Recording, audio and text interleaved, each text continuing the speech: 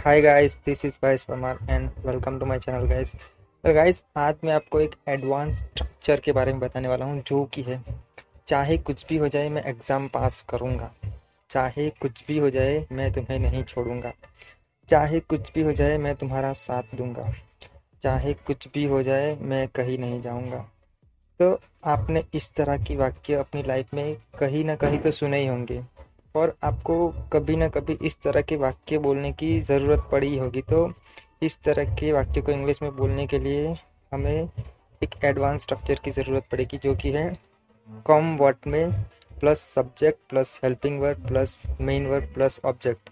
ये जो सब्जेक्ट वाला पार्ट है गाइस, उसमें टेंस के अकॉर्डिंग हमें सेंटेंस को रखना पड़ेगा, या आप नीचे का स्ट्रक्चर भी यूज़ कर सकते हैं। तो इस स्ट्रक्चर का यूज़ करने के लिए हमें कुछ एग्जाम्पल की ज़रूरत पड़ेगी, जो कि मैं आगे आपको इस वीडियो में बताने वाला हूँ। तो पहला एग्जाम्पल है, चाहे कुछ भी हो जाए मैं एग्ज़ाम पास करूँगा। तो इसकी इंग्लिश क्या होगी कि चाहे कुछ भी हो जाए मैं एग्ज़ाम पास करूँगा। तो इसकी इंग्लिश होगी come what may I will pass the exam. Come what may I will pass the exam, या आप नीचे वाला स्ट्रक्चर भी यूज़ कर सकते हैं गाइस। तो आज का हमारा दूसरा एग्जाम्पल है, चाहे कुछ भी हो जाए मैं तुम्हें नहीं छोड़ूंगा। चाहे कुछ भी हो जाए मैं तुम्हें नहीं छोड़ूंगा। तो इसकी इंग्लिश क्या होगी गाइस? तो इसकी इंग्लिश होगी come what may I will not spare you. Come what may I will not spare you, या आप नीचे वाला स्ट्रक्चर भी यूज़ कर सकते हैं कि I will not spare you come what may. आज का हमारा तीसरा एग्जाम्पल है, चाहे कुछ भी हो जाए मैं तुम्हारा साथ दूंगा।